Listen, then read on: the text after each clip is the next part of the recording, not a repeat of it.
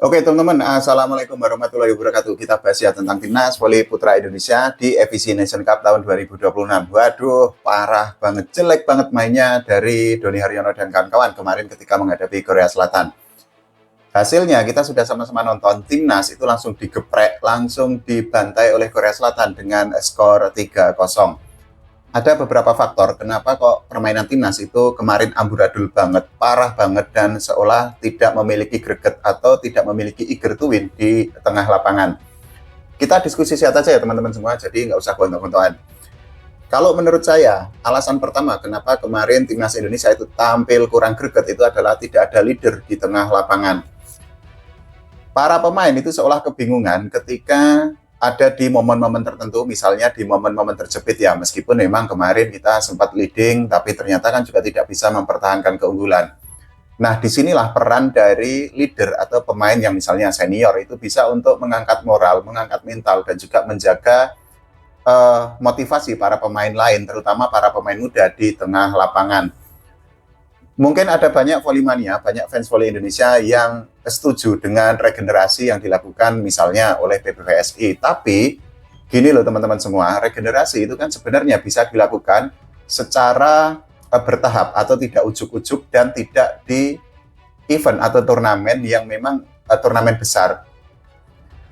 FIC Nation Cup ini kan turnamen besar ya, turnamen paling tinggi di kawasan Asia. Nah, seharusnya mungkin regenerasi itu bisa dilakukan di turnamen-turnamen yang sifatnya misalnya invitational atau misalnya ketika Timnas itu melakukan pemusatan latihan atau misalnya uji tanding atau tryout ke luar negeri. Nah, dari situ regenerasi itu kan bisa dilakukan secara bertahap, tidak tiba-tiba atau tidak ujuk-ujuk.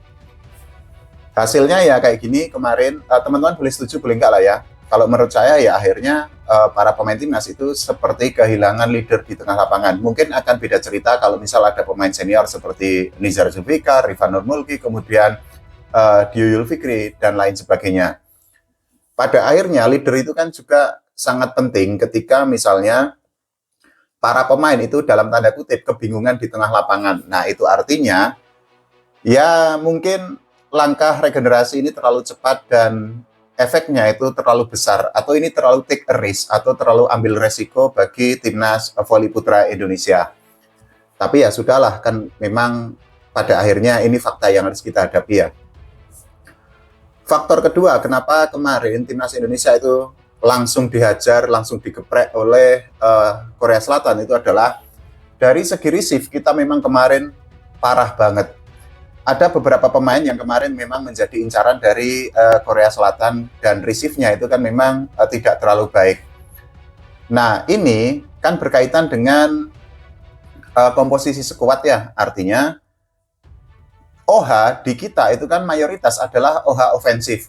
Farhan Halim ini OH ofensif, Boy Ernest Arabi OH ofensif, kemudian juga Fauzan Ibras ini OH ofensif. Yang bisa menjadi balancing atau bisa menjadi penyeimbang itu kan mungkin hanya Doni Haryono ya yang bisa diandalkan untuk receive-nya. Tapi kan Doni itu kan juga tidak mendapatkan kesempatan bermain yang banyak ya. Artinya ya pada akhirnya komposisi sekuat ketika terlalu banyak OH yang ofensif itu kan akan merepotkan ketika untuk membantu defense atau membantu receive. Ketika receive itu ternyata tidak baik, ya pada akhirnya setter itu akan pontang-panting, akan morat-marit juga ketika mendistribusikan bola.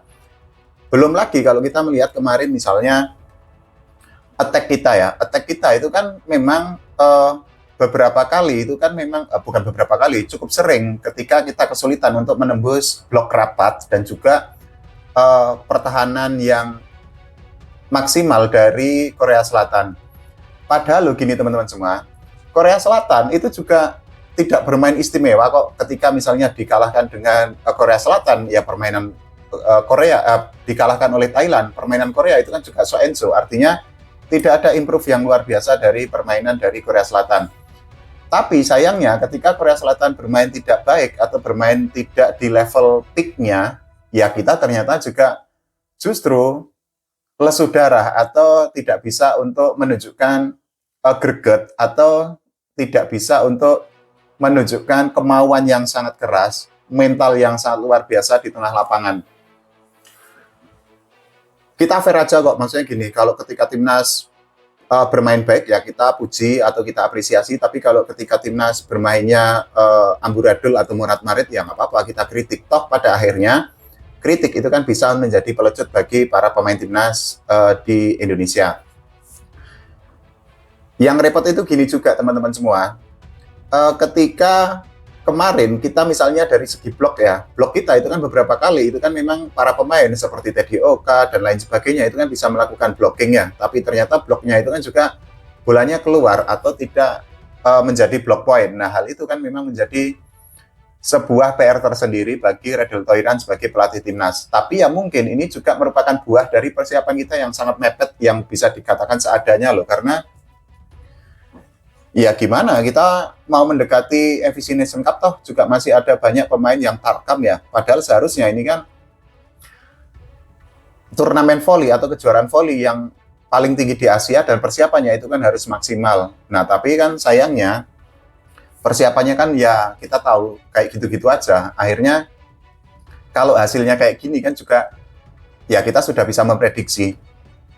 Beda cerita misalnya gini, persiapannya maksimal terus kemudian hasilnya nggak maksimal, nah itu mungkin bisa dibedah lebih dalam lagi. Tapi kalau persiapannya dalam tanda kutip ala kadarnya, kemudian hasilnya itu jelek, ya sudah, kan sudah dikalkulatif ya, atau sudah dikalkulasi.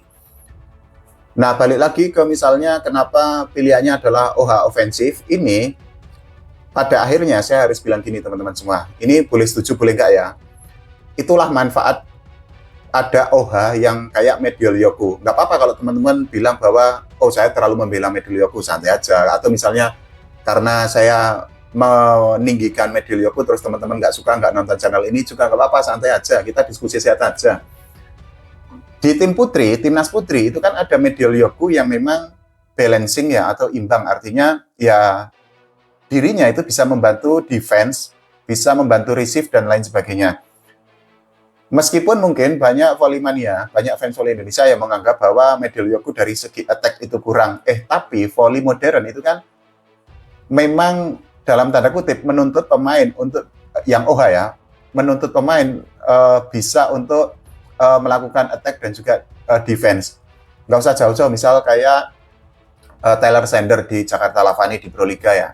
Kan dirinya itu kan attack-nya bagus, kemudian membantu receive atau membantu defense. Nah, hal-hal seperti itu yang akhirnya memang kita harus buka mata atau harus menyadari bahwa ya OH di kita itu kan memang cukup jarang yang komplit ya. Artinya defense-nya baik, kemudian juga attacking-nya baik.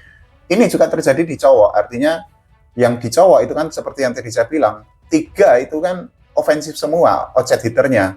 Kecuali Doni Haryono ini kan bisa menjadi penyeimbang untuk membantu defense ya. Ya sudah, akhirnya ya beberapa pemain diincar dan receive kita kemarin jelek banget, kemudian juga defense kita juga amburadul sehingga kita kalah. Faktor ketiga kenapa kita kemarin kalah itu juga terlihat dari rotasi yang memang tidak works atau bahkan tidak bisa berjalan dengan baik.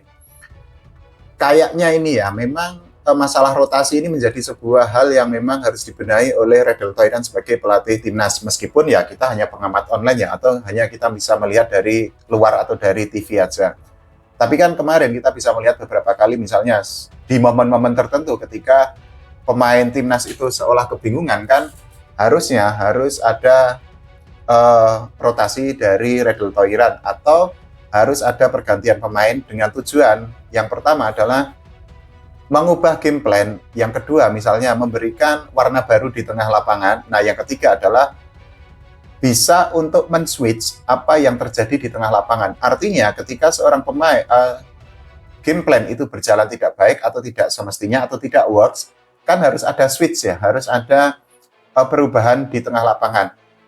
Nah perubahan-perubahan itu kan memang menjadi bagian dari strategi yang diterapkan oleh pelatih. Tapi sekali lagi, kayaknya ini ya, kemarin kan memang rotasi yang dilakukan kan tidak berjalan dengan semestinya.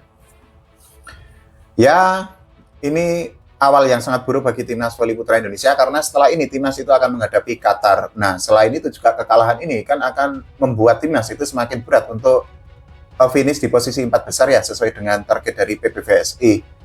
Amit-amit kalau hari ini misalnya kalah melawan Qatar, ya kita akan semakin berat lagi, bahkan mungkin sudah tertutup untuk finish di posisi keempat. Belum lagi setelah itu kita menghadapi Thailand. Nah, Thailand kemarin kan kalah ya, artinya ya sebenarnya peluang belum tertutup, dengan syarat nanti timnas itu bisa untuk mendapatkan hasil positif, syukur-syukur menang ketika menghadapi Qatar. Kalau menurut teman-teman semua bagaimana? Silahkan tulis di kolom komentar. Jangan lupa doakan timnas Indonesia mendapatkan hasil yang baik, dan juga voli Indonesia diurus oleh PBVSI dengan semakin profesional lagi. Oke, terima kasih teman-teman semua.